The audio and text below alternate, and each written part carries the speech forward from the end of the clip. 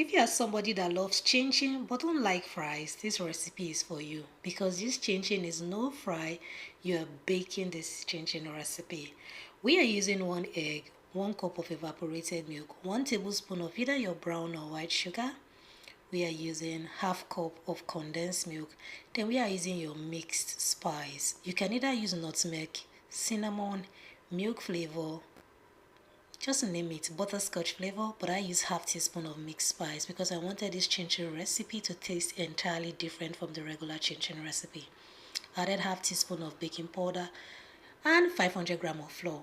At the end of this video, I'm going to be giving you ingredients and measurement for 1 kg of flour, so stick around. I added in 50 grams of butter. I'm going to just massage my butter into my dough. I'm not adding water to this recipe. The amount of condensed milk, evaporated milk, egg, alongside with my butter was enough to get my dough together. If this is your first time of stopping by my channel, you're so welcome. And if you've been here before, good to have you here once again. And if you haven't subscribed, do subscribe to Debbie's Kitchen, do like and share, do comment and tell me what you think about this recipe. And if you are a returning subscriber, I love you. Thank you so much for your support. I do not take it for granted. God bless you. I'm going to go on now to divide my dough into equal portions. This is so that it will be easy for me to roll and manage. If you have a wider surface, you can go on now to roll all your dough at once. But I realized that dividing my dough into many portions minimizes wrist pain, shoulder pain, and chest pain, because rolling of dough has a way of affecting your chest. I don't know if you have experienced this before, but I have. So my health is important to me. So after rolling my dough till a little bit thin, now I made sure that this chinchin was chunky, so I didn't roll my dough so flat. I'm just going to roll it a little bit to make sure that I can feel some level of thickness. Then go on now to trim the edges.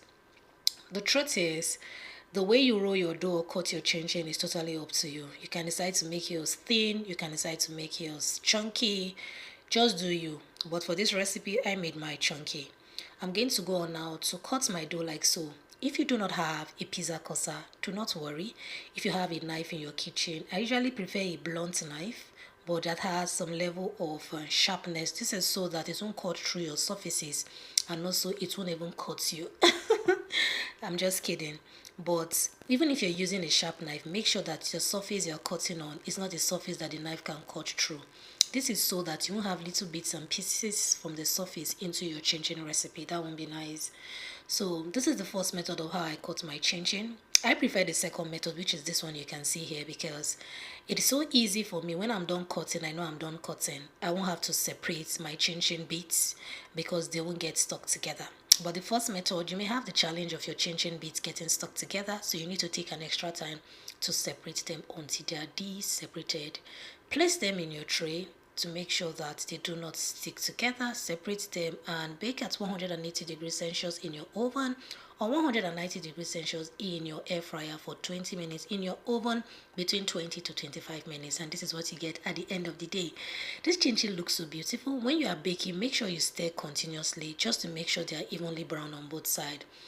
And watch your chinchin carefully so that they won't get burnt. If you will love this chinchin recipe, is milky, is satisfying, and is enjoyable for those that do not like fries.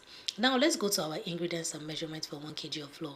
You need 1 kg of flour, 1 cup of evaporated milk, 2 cups of evaporated milk, 1 cup of condensed milk, 2 eggs, 100 grams of butter, 1 teaspoon of baking powder, ½ teaspoon of salt, nutmeg, 1 teaspoon of nutmeg, 2 tablespoons of sugar. If you are somebody that doesn't like sugar, you can totally skip the sugar. If you like sugar, do not go for more than 2 tablespoons of either brown or white sugar. I use brown sugar for this recipe. If you do not have brown sugar, you can use your white sugar. Thank you so much for stopping by my channel. Do like, share, and subscribe. See you next time. Bye-bye. Good to have you here. God bless you.